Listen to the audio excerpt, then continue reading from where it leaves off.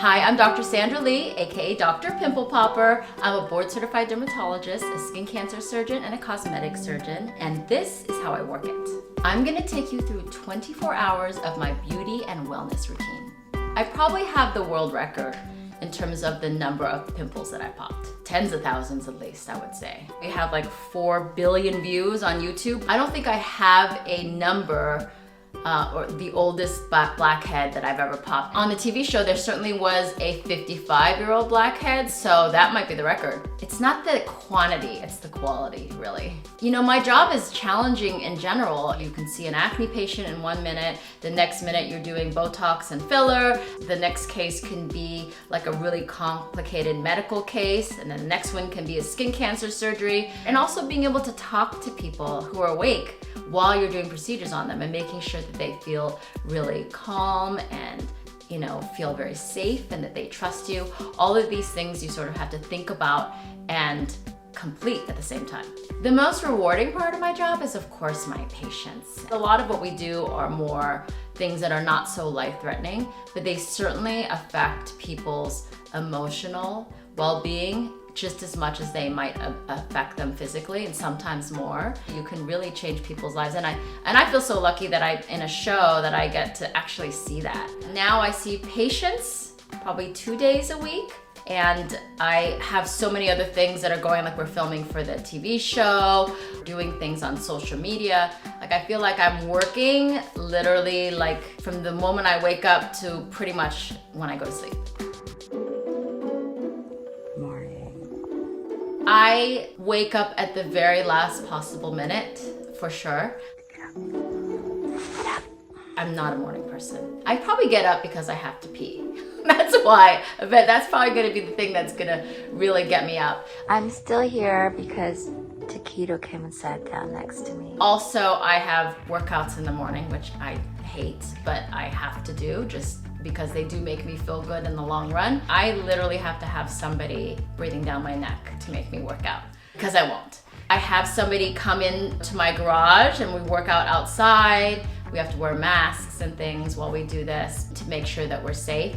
I don't really do cardio, so I don't really have to take a shower right after. I hope this doesn't mess it up with my patients. They're gonna be like, what's going on? You don't take a shower after you work out? I don't really get a big sweat. It's more like weight training that I'm doing at my workout. So I really just make sure my face is nice and clean, and I have coffee. I'm basic. I use a Keurig and I have chai latte. I use the same thing all the time, and sometimes I don't eat it until lunchtime, and sometimes I try to eat a little bit of protein in the morning, especially when I'm working out. Just admiring a little of my morning view while I drink my coffee. We get bobcats and coyotes out here. I say hello to my kitty cats. I have 2 cats. They follow me all around the bathroom when I'm getting ready, because they know they only have 15 minutes of my time.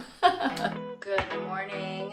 I put a base of sunscreen, like a moisturizer with sunscreen underneath, and then put my foundation on top. The 2 different foundations that I use are Elsie Cosmetics or Armani. They're both really cream and more moisturizing foundations because I am dry. I have no lashes in real life. I put strip lashes on. I usually use Duarte Beauty. I love these because they're separated and you can kind of pick how you want your lashes to look. And I also love Lily lashes. I really like when they have a thin base because I have small eyes. One of my biggest flexes, I have become really good at putting on lashes, I will have to say. I mean, we all suck in the beginning. It's practice makes perfect, right? If I'm not gonna be on camera, I'm probably not putting my lashes on. I'm probably putting some foundation on maybe, or just some moisturizer. If I'm certainly sitting around at home, I'm just putting sunscreen on. I have some white hairs there. I'll show you what I do for that. Color Wow, which is like a little powder with a brush, as you can see. And you can kind of brush out these little white hairs that are growing in. Also, something I've gotten from a hairstylist is this little airbrush. So if your part feels like you can see too much of it, it's like tiny little hairs. You may be wondering, how about lipstick? I hate lipstick. I never wear lipstick unless I have to. I'm just gonna put a little Vaseline on my lips and a little bit on the tops of my hands. I'm washing my hands a lot. That's it. Gonna get dressed and let's go to work.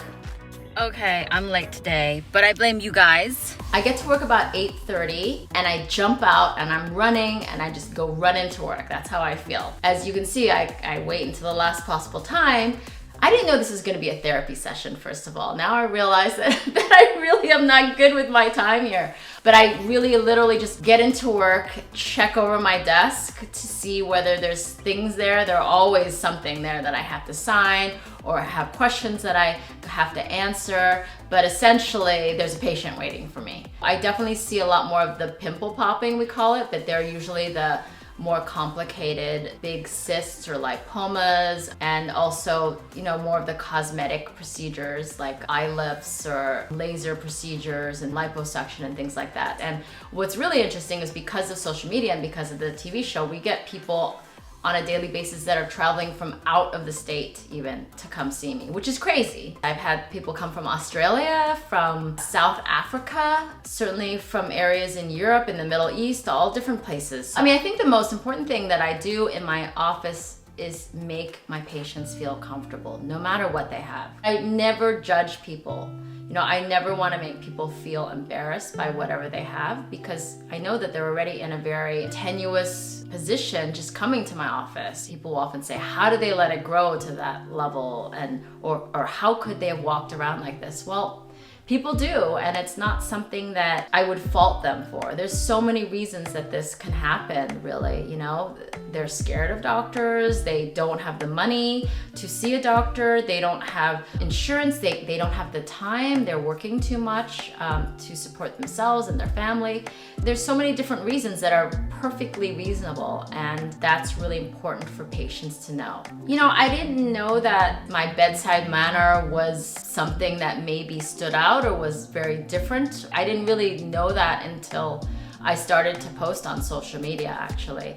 And I actually think it stemmed from the fact that my dad's a dermatologist and he retired as soon as I started and I took over his practice.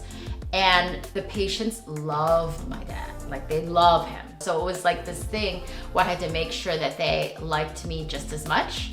There's always a positive side to things, and I realized that happiness and positivity is contagious. So if you sort of are present like that and you're in a happy mood when you see people, it really kind of transfers to them.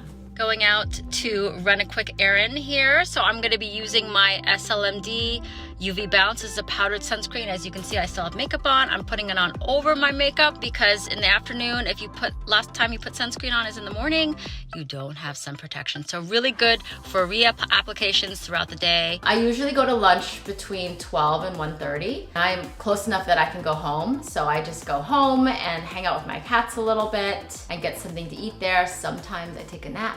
Depends on if I ate too much. I definitely make sure my hair is tied back now, and I certainly wear splash screens more than usual. Those are the masks with the little screen on top, and that's because I've certainly learned from my mistakes. I think all my staff have been splashed at some point.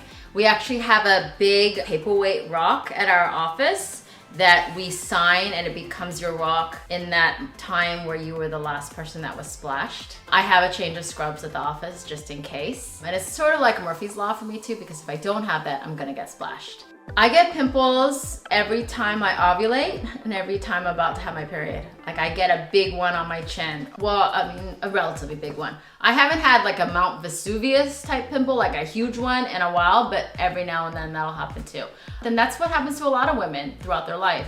It has to do with our hormones, and having an elevation in hormones at some point can cause a breakout. And that's actually an interesting point because a lot of people complain about that. They say, why am I at this age still getting pimples? Well, I tell people you should actually be happy in a way that you're getting pimples, because it means that you're young, that you still have hormones, that there are just creating these environments in your skin for this to happen. And that oil is actually your own built-in moisturizer, and it keeps you looking young. I'm with the crew here. We're getting makeup and hair done for TLC interviews today. We film Dr. Pimple Popper 4 days a month where we're just filming at the office and we are just spending that time working on these cases, which are pretty advanced and more complicated than the average case that walks in your door. Usually once a week, I'm also doing the TLC interviews where you see me sitting there behind the screen and kind of talking and explaining the story or giving you a little background on each of the patients. Here is our filming area.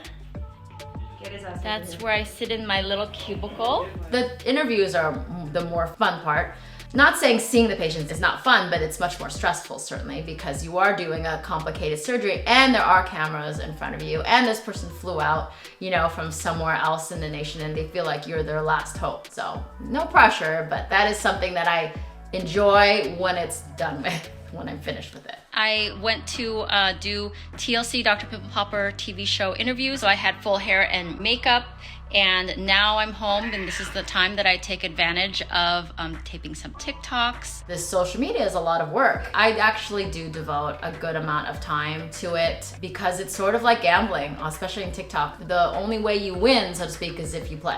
There are 5-year-olds that come up and meet me and they know what a lipoma is, you know, they know what a cyst is, and I wouldn't have known that until I was in dermatology training. So it is really nice to be able to impart knowledge to people and certainly also just teach them about their own skin, and it helps people to make them feel better about themselves. And I saw it starting to take off, which was so crazy. I thought, well, what am I gonna do with this? Is this just gonna be pimple popping off into the sunset? So I feel so proud that we have this line that really are products that we as dermatologists would prescribe to our own patients. I felt like if I could teach people why things work or kind of understand why a product works, they'd be more willing to use it, and they'd also feel really proud that they were part of making things better. And salicylic acid is actually really great. I feel like it's the product of the pandemic, really, because it's something that you can use to help with maskne, which a lot of us are dealing with.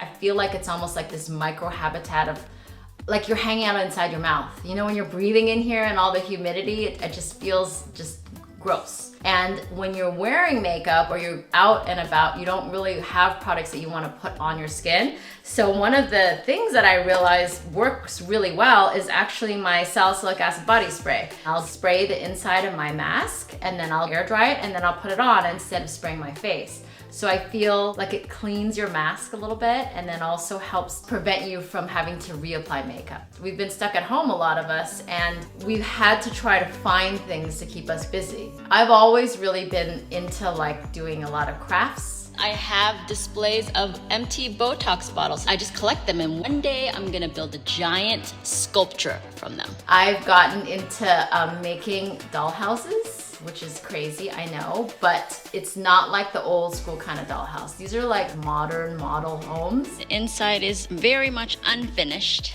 but I have it wired. I'm gonna put beams in the living room. There's a library, there's gonna be a closet. Look at these little baby, I had to buy these chips. Aren't these so cute? I can't wait to decorate. I'm like obsessed with it. It's so weird. I'll come home and I'll say, okay, I gotta do this other stuff. And then I'll find myself over there working on my dollhouse. You're gonna have to check back with me in a couple of years because I plan to make my furniture as well. Also, as a teenager, I played the classical guitar. It's much easier to carry around a ukulele. My father is an amazing ukulele player, so I'm picking up a little bit.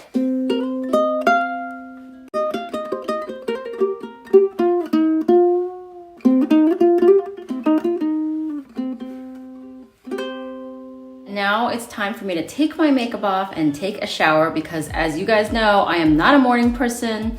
I like to try to get things done at night and be nice and clean when I go to bed so that when I wake up, I have the least amount of things to do as possible. My nighttime skincare routine isn't really just me taking off my makeup. I use Lancome by Facile, which I've used since high school to take off my eye makeup. I was doing TLC interviews today for the TV show, so I have extra heavy makeup on today. So I definitely want to get all that off, and then the salicylic acid will really get off the rest. I don't use hot water to wash my face. Hot water tends to dry you out more. Really fragranced Cleansers also tend to dry you out, so I use a really basic dermatology recommended cleanser. I like salicylic acid. I think it's gentle on all skin types, and it's just like that. Now I'm gonna use a little mask, and then I'll apply a little retinol at night and follow that up with a little hyaluronic acid moisturizer, and that's it. Retinoids are really the #1 anti-aging topical. They're a little drying to people, especially even me, because like I said, I'm really dry. So trying to ease into it is a good idea, but using it, if you can, up to a nightly basis is great. Your skin will thank you like 10, 20, 30 years down the line. One of the biggest things about showers, especially if you're dry or especially in the wintertime, you should have a tub of moisturizer. That's key. And that's because when you take a shower and the water evaporates from your skin after your shower, you're actually losing a lot of moisture. And you need to put a moisturizer on when your skin is still damp because it helps to seal in the moisture. Let's see what my cat thinks about this. Taquito, what do you think about my mask? It's okay, you still love me? I smell funny, huh? The biggest misconception that people have about dermatologists is that we are not real doctors and that we are just pimple poppers. It's so much more than that. Dermatology is a whole nother language. We do treat life-threatening conditions as well, and we are physicians. You know, for me, when I finished all my training and was finally able to work on my own, I was 34 years old. So it takes a long time to go through this training. There's a lot of time and study involved, and but it's well worth it. Okay, I'm gonna go to sleep now, bright and early. Tomorrow morning, right on time as usual. Thank you so much, Allure, for having me, and I'll see you guys next time.